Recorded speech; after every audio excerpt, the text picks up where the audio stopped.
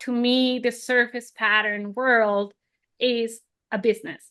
It's Commercial. commercial. So companies are also being very careful with what they do to their products. So for a company to launch a product line, let's say notebooks, they have to invest a lot of money in that upfront production. So they're not going to be that risky at Mhm. buying like super innovative art and maybe risk all that money. So that means creating art that is like on trend.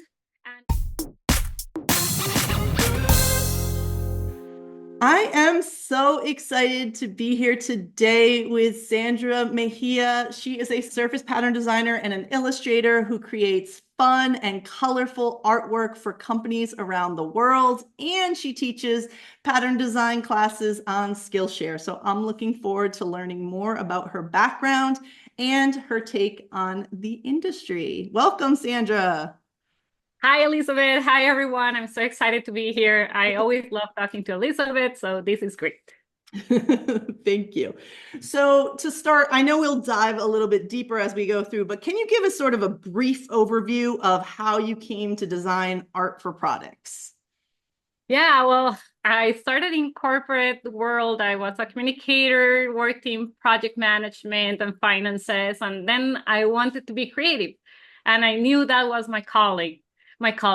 So I quit everything and I went to study some advertising in Argentina, and I realized I was so bad at it, but I had so much free time that I started drawing and just posting things on a blog, but everything like for fun.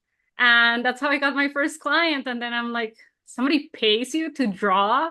So that opened up my world. And I knew this was going to be like what I was going to do. Oh my goodness, that's amazing. So, how many years did you work sort of in like corporate finance or and communications? Uh, Maybe like 4 or 5 years. Mm-hmm. And then you decided to, so the idea of becoming creative was like, I'm going to do advertising design. That was the first idea. Like, so you went to school for that afterwards? Yes, I went to a little course to see if I liked it. And yeah, it was advertising, but it was because I didn't know. I just knew I wanted to do something creative, and like graphic design seemed like what I thought, logos and stuff. And I didn't want to do more corporate things like that. So I thought like, oh, maybe advertising, but like very soon realized I wasn't meant for that. That's so funny. That's actually similar to me. I mean, not similar to me, but a little bit similar. When I went to school, my first major, like it was, yeah, I was going to do a design major, and they had something called commercial design, which was basically like graphic design. And then they had advertising design, and then they had like some of the fine art stuff. And so I picked advertising design because the commercial design, yeah, I didn't really want to do logos. And also it was really supposed to be a hard major. Like they were known for like really putting everyone to the test. And I was like, nah, I don't need all that. So I picked advertising design and I did it for one semester. And then surface pattern design was an elective that I took. And then I changed over because I saw that it was so much fun. And why would I want to do advertising design when we could be doing surface design, right? Um, Definitely. that is so cool that you were sharing your work just, on a blog and then like slowly. So was this before Instagram? Is that why it was on a blog or? Yeah, this was before Instagram, and Facebook was kind of new, but yeah, blogs still existed. And I just like, I was sharing it with my friends and family. They're like, oh, what are you up to? I'm like, I don't know. I'm wasting a lot of time, but I'm drawing these ugly things, probably, because I was just self-taught and experimenting. So instead of sending to everybody, I started posting them on a blog. And it was at the time I wanted to do like girls in fashion, like watercolory girls for like fashion design, fashion illustration. Mhm. And yeah, a teacher from university was running a TV show for fashion in Colombia. And he's like, oh, maybe you can design the set for us and design the characters for the beginning of the show and just give us a quote. And I'm like, what? That's It blew my amazing. mind and I'm like, oh wow. So that was like probably, if it was kind of before Instagram, so that was probably like 10, no, like 20, 15 years ago, 15. That was 2011. Oh, okay. Okay. Yeah. So about 15 or 14, 13 years. Yeah. Yeah. Awesome. That's amazing. Um, so then, the idea of taking the leap from corporate work to working for yourself, it was sort of, you just knew that you had to be creative. It wasn't necessarily like you already knew your path, but it was more just, you just had to jump into something more creative. Yeah, I had like a good possibility of advancement in my job. I work for nonprofits in the project management area and the government. And I really like the social part of that. But every day I was going to work, I had a headache, I developed vertigo. I I wasn't happy. And I I'm like, no, I want to do something creative. I have no idea how this is gonna pan out. Uh, I want to do this. And I knew I wanted to live in Buenos Aires. So I basically quit my job, sold my car, and went to Buenos Aires without like a specific plan other than like this course for advertising. And I figured something would happen. Always, when I worked in the corporate world, I would take on projects, like I would work with other nonprofits on projects. So I kind of, my whole life kind of like freelance, even if I had a job, but in the project management area. Hmm. So I figured like, oh, I can make this work somehow, Yeah. but I had no idea. Yeah. And I think that's such an important, I mean, as much as probably neither of us would recommend to our students to just like jump in without any plan. Maybe that's not the advice, but having that sort of full confidence in yourself and knowing like whatever it is, I'm gonna make it work. That is such a key to like creative entrepreneurship, don't you think, these days? Definitely. And also like, yeah, it depends on the time of life you're at and like your personal circumstances. I didn't have kids, like I was single. I had the full support of my parents if something went wrong. I had savings, like I sold the car, so I had an extra money, so I had time like to leave without any income. So it wasn't totally like, okay, bye, I'm Yeah, gone. yeah, yeah, exactly.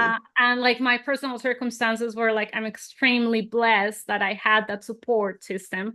But yeah, like if you have responsibilities, if you have kids, like if you're in another time, like you have to take it like very strategically and like start doing it progressively and not jump off the wagon because uh we say like, yeah, it's gonna work out somehow, but it's still hard work. Yes. Yes, I agree. And I mean, I had something similar of, I mean, I had the corporate experience as a textile designer. And then I wanted to go freelance. And so I was like, it's going to work, like, no problem, right? I have the skills. I know I can do this, right? And I didn't have kids and I didn't have a mortgage and at the time. And yes, I had a working husband. So that, I had savings and all those things. So I had these things in place, but at the same time, I still didn't really know what I was getting into. It still was a lot different than I expected. So even though, but having that confidence, and I do tell people this, and I really think that it's true. It's like, I'll figure it out somehow. Right. And yes, of course you can't. And it makes a difference. Like, yeah, kind of the more responsibilities, financial responsibilities you have, there is obviously some differences. And because my thing was, I'll figure it out somehow. If I end up that I have to work at Starbucks because this doesn't work out, or I have to go and try to find some sort of other design job. The reason I left my work was because I wanted to move out of New York City. So we moved down to Raleigh, North Carolina. So like there was lots of jobs in New York City I could have been doing, but down in Raleigh, there was not so many like this kind of design. But anyways, it's like, if I have to, I'll work retail or I'll figure something out, right? But let me try to use this artistic skill set. So having that kind of self-belief that like you'll figure something out, it makes a big difference, I think. I really do think that. Well, speaking of sort of having this mindset of like I'll figure it out and I've got the support that I need, as you've built your career, have there been any surprising ways that your corporate career helped you build the business that you have today? Yeah, well, not super surprising. Like everybody says, like artists just have like a creative mind, and like we're missing that business part of thing. Like I'm kind of the opposite. Like my mind is super structured, super business, super financy. So having that part, I think, is very important. And you don't have to have it yourself if you don't have it. Like if you don't have it and you don't like it, you get support in that area. But to me, having that part, having worked with contracts and lawyers and budgets and project planning and deadlines, that has always been like super useful for me because this path we've taken, it's not just the creative side, it's basically like a business where you get to draw and it's fun, Mhm. but it's a business. Yes. So definitely I've used a lot of things from my corporate era. I love that. Yeah. No, I think that's so important because I mean, obviously people get into this work just like you because I need to be creative. I need to create, I need to draw. I love doing this stuff. And unfortunately for so many people, the business side of it, the marketing side of it, all the technical things that you have to do to, especially to run your own business, right? You can be creative, like, how I worked in-house. I didn't have to think about any of that stuff. I could mostly just be creative in my in-house jobs to some degree. I mean, there's a lot of like production work, I would say. So that's like less drawing and more like putting things into like the right templates and stuff like that and rearranging someone else's art. So that's not as creative, but at least it's not spreadsheets. So, but if you have your own business, you have to do both sides of it or yeah, hire help basically. And I think artists do forget about that because they get swayed into this dream of like, ooh, it's going to be this new creative world. And yes, the creating is great, but to make it a business, you have to build those skills. And that was definitely something that I was lacking too when I jumped in. I think that's one of the big reasons that it wasn't the worst transition, but I felt like I did a lot of work at the beginning trying to get started. And the biggest thing was I had to build that gap of my business knowledge and my marketing knowledge and my get myself in front of people knowledge. I didn't have to build the how to put something in repeat or how to draw a flower. I already had that from my in-house time, but man, figuring out that business side of it can be a big gap, that people need to fill in.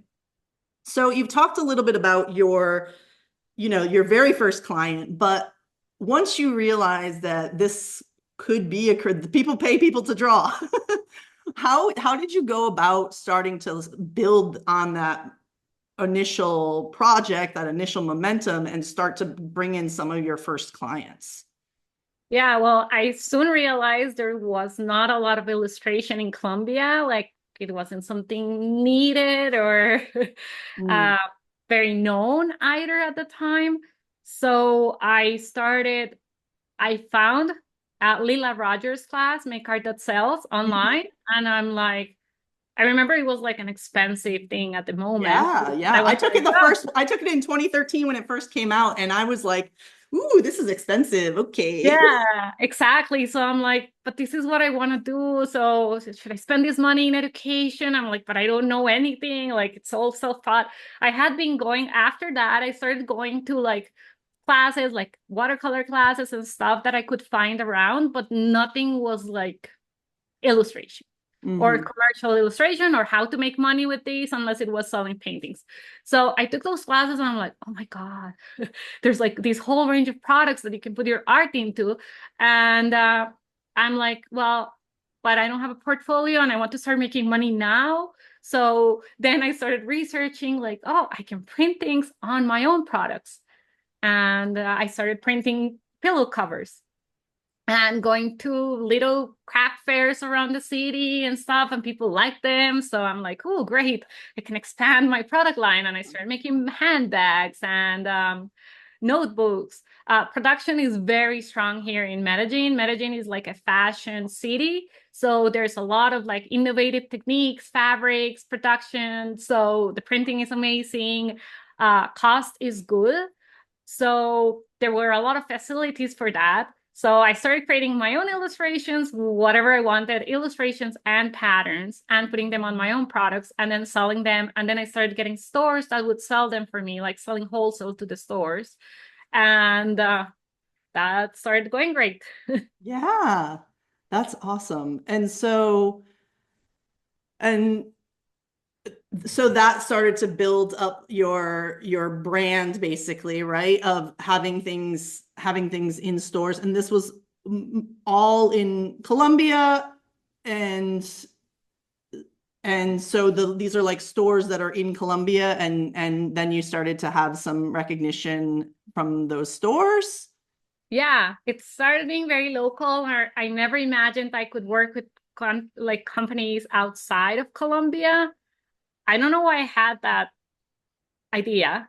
I started showing my portfolio around here, but like people weren't very used to it. So they're like, yeah, what can we do with this? There weren't like not a lot of printed products. And my art is very whimsical and stuff. So it has like a lot of texture and characters. So people are like, yeah, I don't know what with this is very nice, but I don't know. So I started working with some fashion designers and they would put my stuff on their shirts. And Wow. so it started being very local, and I never imagined doing it internationally. But then I went to live in Canada. I married my Canadian now ex-husband.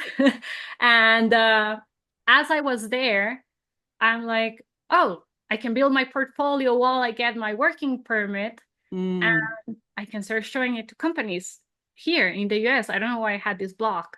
mm. So that's when I decided, oh, I can start sending it here.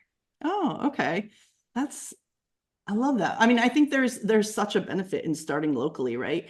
I Mhm. think, you know, well, it's good that you got over the block, right? Because yes, certainly your work can work everywhere. But I think, because of the internet, we learn about how to do this online, and then we learn about all these companies who produce, fabrics and products online. But sometimes that's makes you have blinders to like what you could do in your own town, city, area.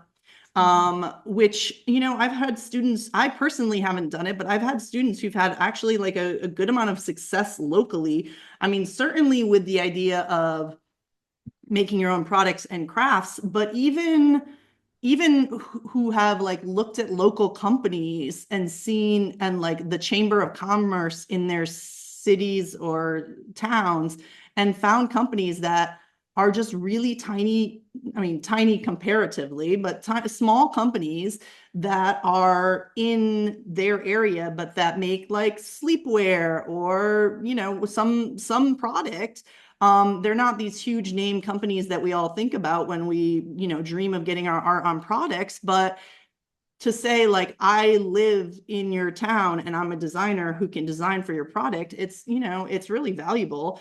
And so in some ways, even if you maybe were like, didn't think big at first, like building establishing yourself and having that success locally is amazing. And I mean, locally, I'm sure like if it was all of Colombia, then that's not that local. It's still a lot, but No, it was just depending my on city, just Medellin. your city. Okay, just starting with your city. But I mean, still, yeah, I still think, I mean, I think artists sometimes kind of forget local because they're hang out on the internet so much that they see all the possibilities, but sometimes starting narrow is good because it focuses you, right?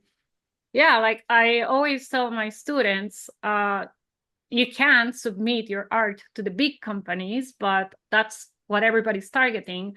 Like some of my best clients, nobody probably knows, but they're smaller companies, and it's so much easier to work with them because they start working with you, you get a relationship, then it's like more consistent work. And with the bigger companies, you're sending, but like a million other people are sending their art and they're using different artists all the time. It's harder to get in. So yeah, it's great to say like I've worked with a massive company, but you shouldn't just target that. Like looking local or even looking in another part of the world at smaller companies, to me, is like a great success tip. Yeah. Yeah, I love that. That is hot tip. Hot tip. I love it. Um, so you have, your work has been, so you started maybe with some like fashion and apparel stuff, it sounds like, and making some of your own products. But at this point, now that you've been doing this for a while, you have had your artwork on lots of different products. So once you moved to Canada then and started submitting to the United States, US companies, you started to get some licensing deals and things like that, and everything started to sort of open up as far as having this portfolio. Did you immediately, like when you were in Canada, did you stopped making your own products then? And Mhm. did you ever go back to it, or no, you just stopped and then you started working with clients? No, I stopped. Manufacturing was hard enough because It it's a is. job in itself. It Being here is. and like being on top of production and everything, it was impossible. And I knew that when I decided to move to Canada. So yeah, I definitely stopped with that. And I thought like now I build my portfolio and I either find manufacturing in Canada, which is super expensive. Mm. Printing there is very expensive. There wasn't so much. So I decided, no, now I have to like work for companies or license it or something, but I'm just going to build my portfolio. And I started sending it out to companies, like go on their website, look for the email or their submission policies, follow it. And then I got my first contract. I'm like, Nice. That's awesome. And so as you have sort of built up that side of your business, you've been on fabric, stationery, greeting cards, all kinds of things. Do you have a favorite product type, product category to work for or to create for? oh, I don't know. No pressure. If you don't, you don't have to. I'm just curious because, I mean, we recommend people, well, I don't know about you, but I do recommend people start with a niche because it is easier to focus your art and focus your efforts. And then once you start to do something, then you go everywhere and that's fine. But I'm curious if you have a favorite, even having done so many different things, if there's one that you feel more drawn to than others. Definitely. I recommend that too. And I'm actually going to release like a tool, like a workbook to help you like find that target market. And so sign up to my newsletter and like there you'll know when it gets released. I definitely say that. And I started designing for like everything, like, oh, I'll make patterns, so whatever. And I did get like results and different markets. Like I have my products in different markets now, but I learned that the more I focus, the more successful it becomes. So now when I'm designing, I design my super intricate, detailed, like very full illustrations that I love making that didn't work for surface design. I submit that to puzzle companies. Yes. So now I work with 3 puzzle companies, and that type of art is specific to that. And because I know what the market wants and I know it has to be like super full, super detailed, I can hone in all that knowledge and also Exactly. focus on just looking for puzzle companies. And also greeting cards. So now I know that I design in a format that fits a 5x7 greeting card, vertical, that it has space or lettering on the top for a saying, and that it can be used to celebrate something. So I design in a very specific manner. And then I also make my patterns just because I absolutely love making patterns. I make my patterns and I decided to focus a lot on kids illustrations. So I focus on that and that I can send to the kids market. Mm, So definitely focusing makes you learn like what works, what doesn't. Like exactly. kids patterns, I cannot make them so full as I want to, unless it's for certain companies that like that. But like Mhm. in general, the kids market is now more like more subtle colors, more like empty spaces. So as I focus on that, if I was designing for everything, I might be making things that can't Didn't work. work. Exactly. Yeah, Maybe no, I they're pretty, agree. but they I don't work. agree. Yeah, and I also have a resource on that, Find Your Focus Masterclass. And it's the same kind, I mean, I'm sure, it's exactly the kind of things you're talking about. It's like looking, I think by focusing, it does help new designers, now that you've done it, you understand like all those different things you just laid out, like puzzles need a lot of detail, greeting card, all the things you just said. Exactly. But people who are new, yeah, they're not paying attention to all those details. They're just like, I drew this cool flower and let me put it into repeat or whatever, practicing their skills, but they're not necessarily looking at how that flower would be used differently for a greeting card versus children's wear versus a puzzle. So when you choose one, it helps you to really look at what happens in those markets and how the artwork is used in those markets. So yeah, I love that. And I think that sort of comes to my next question, maybe, or maybe you have different advice, but I was going to say, new designers are often creating work that's not necessarily suitable for the products that they hope to license for, right? Because whether it's because they're not focusing or just because they're new, they don't understand all the subtleties of a different market. What advice would you have for designers looking to create work that resonates with potential clients? Yeah, well, it's basically the same thing. Like sometimes designers come to me and I work with artists one-on-one and they're like, oh, here's my portfolio. And I want to work for a greeting card company and it's patterns. Yeah. So, or there's no lettering. Mm-hmm. So it's like if you know what you want to work on, then go study the market, see what works, see what doesn't. Like my tool is actually like a small workbook to do that. Like Elizabeth's class is like the full-on thing on how to do that. So very recommended. And it's just studying. So, for example, I love designing with dark backgrounds and very bright colors and very packed. And in my example of the kids wear, if I go to the market right now, that doesn't fit most brands. Mm. Maybe some. And I've had some that let me do that and they like that, but like very little. Mm-hmm. So when I'm creating my 10 pieces to send to a company for my kids' portfolio, I'm not using dark backgrounds. I'm Mm-hmm. using light backgrounds and I'm using muted colors, which are not like my preferred colors, but like I found a way to make muted colors work for me. And I think they're nice, but they're still more subtle and more toned down. So like looking at the market, and this is why like focusing on one at the beginning is so important, because then you're creating art that actually will suit the companies. Because think about it this way, art directors have a job and it's to make their brand sell more products. So they can see your art and it's super pretty and they love it personally, but that doesn't go in their brand. Like they can't put like neon colors on their brand where everything's like earthy colors. So you're making it very hard for them to choose your work and they're going to have to say no to you. But Mm-hmm. even if it's good, and then you're like, oh, my art is bad. No, your art is not bad. Your art is not suiting that specific. Yes, yes. Preach it. That's the thing, I think artists feel very rejected when they don't get, newer designers is like, I never heard back. This wasn't right.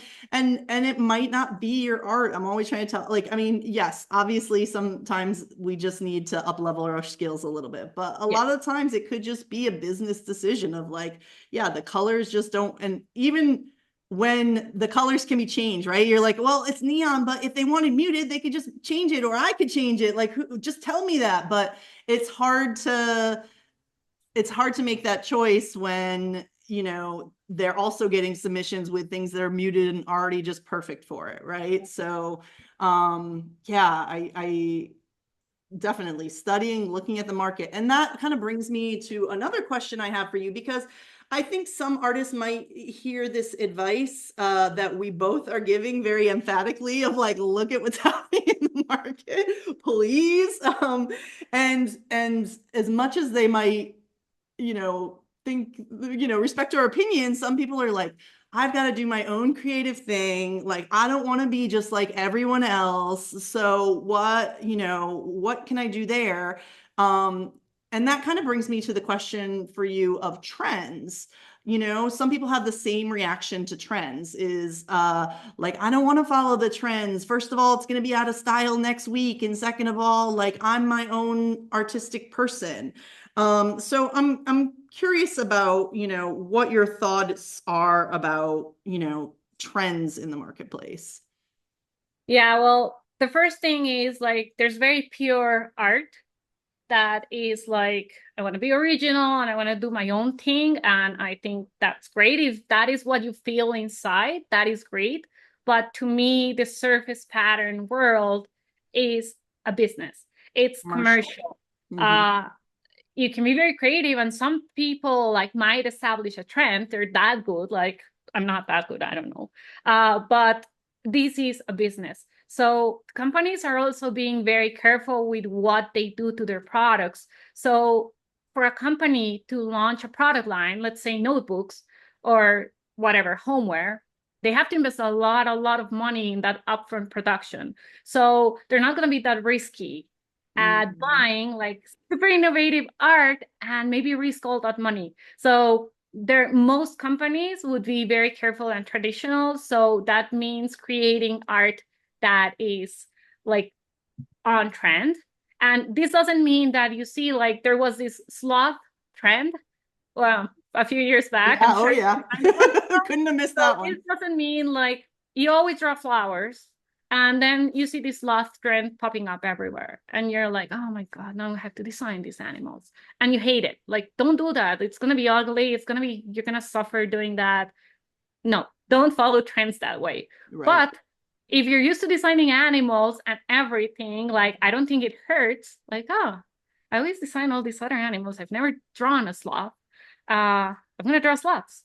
Because that's going to make like your portfolio have way more chances of getting picked up because art directors are looking for sloths. Exactly.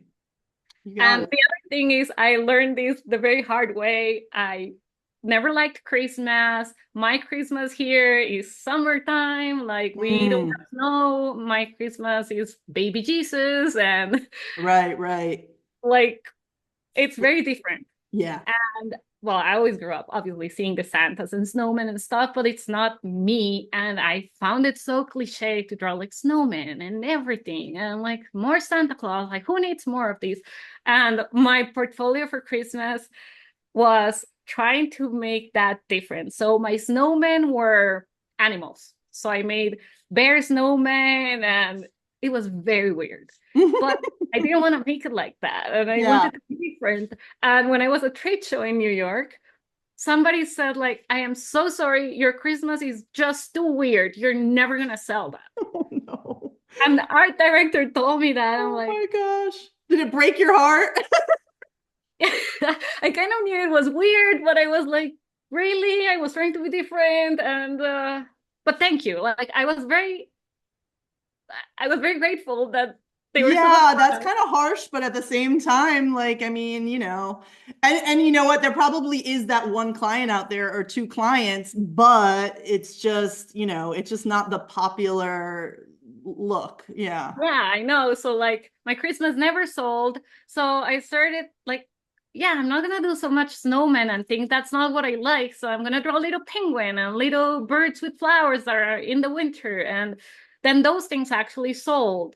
So Mm, you have to try to find the angle that it makes you happy and what you draw that you like drawing. Don't force yourself to draw things because they're on trend, but definitely this is a business. So the more commercial you are, the more you're gonna sell. yeah. And you know, I think because I've gotten this question a couple different times around, you know, my work is not me personally, but this is people work is more offbeat, isn't exactly like on trend. It's I like to be more quirky. I like to be more, you know, one certain way that maybe isn't as commercial. And, you know, whether it's you choose to be more of like a fine artist, it depends on what your style is.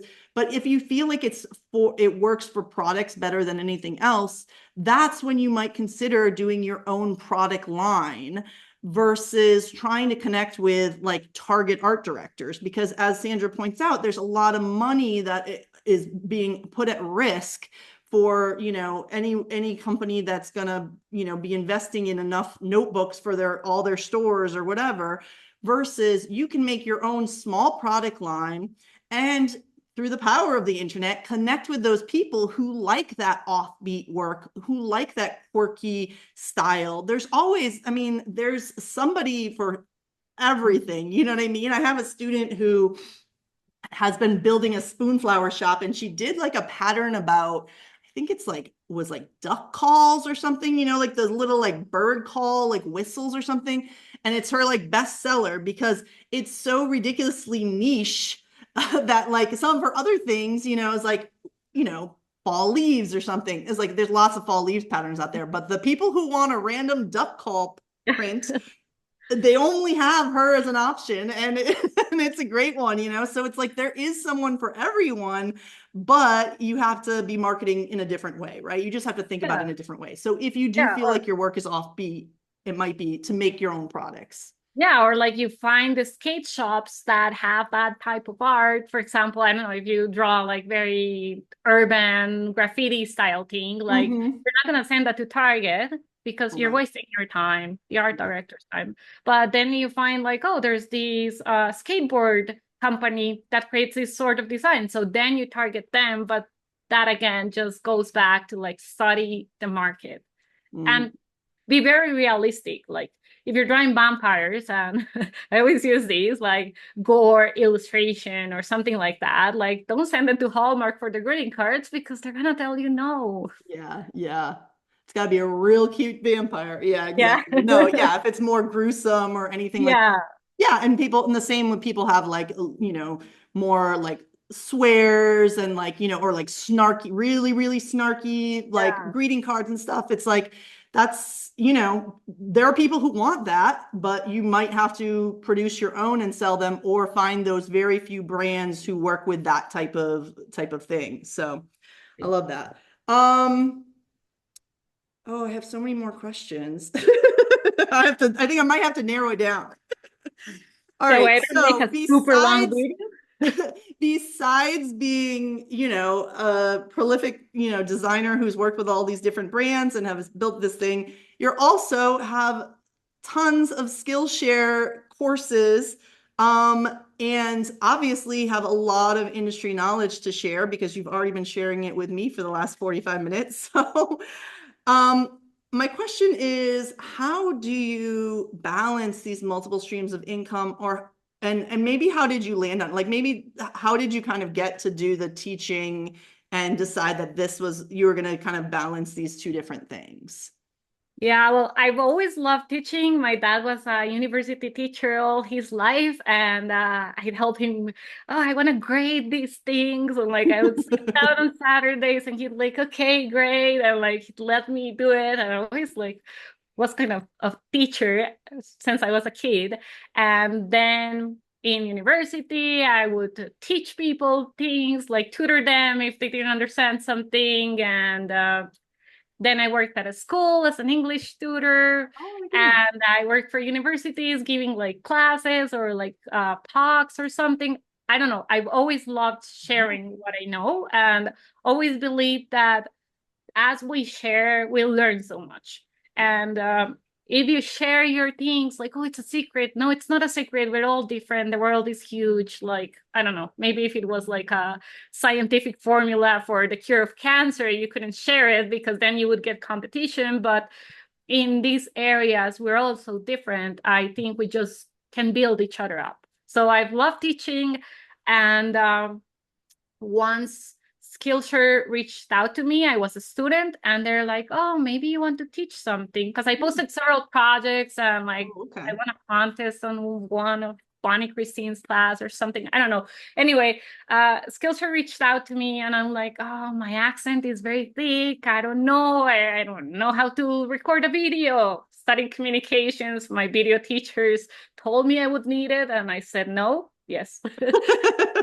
And so I was like very worried about it. But then I'm like, well, I've never seen anybody like paint little illustrations with very controlled watercolor techniques. Uh, it's something that I would like to teach. that and creating patterns with watercolor elements in Photoshop. Those were the classes that I started with. And I even had like a PDF to download. So you could, at that time, Skillshare didn't have subtitles. So in case you didn't understand my English, you could read the Oh, PDF because I was so worried about it. And I posted those classes and they did really well. And it was great. Like seeing the projects from the students, connecting with them, mm, it made me really happy. So that's how yeah, that started. that's awesome.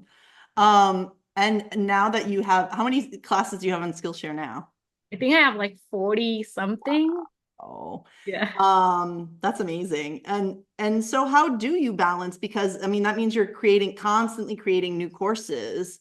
Um, how do you kind of balance your the art side of your business and the teaching side? Yeah. Well, there's like a lot of people that say, like, oh, those that can't do, they teach. Oh, I know. And to me, like, yeah, maybe there are some people that do that, but you can tell the difference really fast of somebody that's never done it but is teaching it because it's like Mm, very academic and not like from life experience and everything. right. And to me, it's the opposite. I've had to stop designing to focus on education. And like for the past years, like my education income would be bigger, like in COVID, like education income would be bigger, but like Mm, sometimes design income would be bigger. But at some point, I made a decision. Like I had an art broker. I said, sorry, I am not producing enough. I don't feel okay, like sending like 2 patterns every 3 months. Um, I can't keep on with this. mhm, And I made a decision and I'm like, I'm not going, like, I'm going to keep working with companies I've worked with like consistently. And sometimes I'll find a company that I'm very excited about and maybe I'll send my stuff to them, see if we mhm. can work together. But I've had to focus on education. And basically now I design for my classes, for education, for content, and less for companies. Yeah. So because it takes so much time, so much time. I wish I could just sit down, paint, record, and then somebody would take it off my hands, promote it, edit it, like everything. But it's a full-time thing now. Yeah. Yeah. Well, look, you're not alone, that's for sure. There's so many teachers, so many similar stories. I just interviewed Alana Griffo and Katie Johnson from Good Type. It had actually just released a couple days ago. And they kind of have not exactly the same story, but they've had to put some of the design work aside to be running this education company, basically. And now they've decided they're tired of that and they want to switch gears back. Oh. But that's the thing. The one thing that I took away from my conversation with them, which I thought was really great, was that, we talk about balance a lot of how do you balance this? How do you balance this? But sometimes you can't, it's not a 50-50 balance. You have to be comfortable with something's going to be more and something's going to be less, and be more about like seasons of, this is the season that I'm doing education, or this is the season that I'm doing whatever. And it sounds like, at least for now, you're focusing on education. And maybe that'll change down the road, or maybe it won't. Maybe you'll go more and more into education, and that's amazing too. Either way, you've already seen your business evolve from something where you made products, to then working with clients and then getting into education. So I think being flexible has suited you, right? Yes. And this business, and I guess most business, this business is super unpredictable. And I'm the person that wants to have everything planned and everything. Like, that doesn't work. That Yeah. does not work. So yeah, you evolve and then opportunities present themselves and then you take them or you don't. And that starts to guide you on a path. And that also doesn't mean you cannot go back. Like, see, like people can go into education and then go back to products and then like maybe decide they don't want that and they want to go work full time at a company. Like, you can be flexible. Like when you make a decision, it doesn't mean you're locked in for life. So Yes, yes, that is so important. I think we do try to plan and try to predict the future, but until we're in it, we don't really know. So we have to just kind of go with the flow. Um, let's talk a little bit about Procreate. This is my last question for you mostly, but I know that you do a lot of classes on Procreate and you work with Procreate. And I also work with Procreate. I don't have any classes about it, but I do get this question all the time. Artists want to know, can you use Procreate for client work? Because people are like, oh, we always hear, Photoshop Illustrator, Photoshop Illustrator. But I have a feeling that you might use Procreate for some of your client projects. I might be wrong though. What do you think about using Procreate for as a professional tool? Yeah. So my answer is always the same. And I have a class on this on my website Okay. that explains the whole process of there's a class on this on Skillshare. And then I have a class on taking your icons that you drew on watercolor or Procreate and making repeat patterns in Photoshop. Okay. Because that's the process. So Procreate, yes and no. Yes, you can. I draw all my icons there. I rarely do traditional watercolors anymore because it takes a long time to clean up and like make changes. So I draw everything in Procreate and then I send it over to Photoshop. You can assemble patterns in Procreate, but the icons will be cut off on the sides and you can't send that to an art director. Like you can't send half a bear, like they're gonna move it around, it's gonna not work. So you have to send it to Photoshop to assemble the pattern. Some people use Affinity or other programs. I use Photoshop. I think Photoshop and Illustrator are still the industry standards. Yeah. So I want to send a file that when the art director opens it, they see exactly the same thing I see. So I still use Photoshop. I don't use Illustrator ever now. I don't even That's know. fair.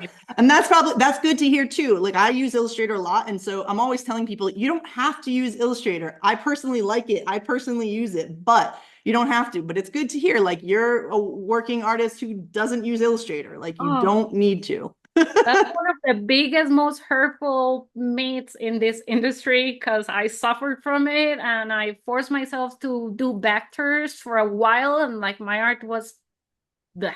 I didn't like it. I didn't Yeah. enjoy it. So Yeah. you don't have to do this. All my career, there are some clients that it's like, oh, we need this in vector. Then I buy Illustrator for that month. I do that project in vector. I send it over, but I don't do vectors. 99% of my art that has been licensed, sold, anything, Photoshop. So yeah, Procreate, do everything there. If you're designing for your own spoon flower shop, you can assemble the patterns on Procreate. I have a class on that too. I have a class on everything now. I know. I gotta get watching your classes. We're gonna put links to everything in the description, but Yeah, so like, yeah, you can assemble it there because you're not sending it to a client. You just need a pattern and that works perfectly fine. But if it's for a client, I always send everything to Photoshop and assemble it there. But definitely Procreate icons, love it. Just work at 300 dpi. Big sizes, I work at 12 by 12 inches. I've printed that in huge banners. Like, I've never had a problem with it. awesome. Okay, good to know. Well, that is all the time we have, but this has been awesome. I'm definitely putting links in the description. Tell about your newsletter because if people sign up for your newsletter, what can they expect? Yeah, so I have like a free resource. It's called the Happy Designer's Backpack, and the backpack is full of free resources. So I have my watercolor brushes for Procreate that I use in everything. There's a class on royalty pricing. There's other Procreate brushes, color palettes. There's a digital planner. Like I keep adding resources to it. So you just have to sign up for my newsletter and I send a monthly creative brief. It's a little exercise just to get your creative juices I flowing. love that. And yeah, and that's where I announce things. I'm working on a really cool project right now that I'm going to launch for people that want a bit more access to me and like more support. So just sign up Exciting. and get the freebies and get all the news. I love it. All right. Well, thank you so much, Sandra. It's been wonderful learning more about your journey. I know I could talk to you for ages. You're just such a light in this industry. So I'm so grateful that I was able to chat with you today. Thanks, Elizabeth. It was really great chatting to you too. And thanks everybody for watching.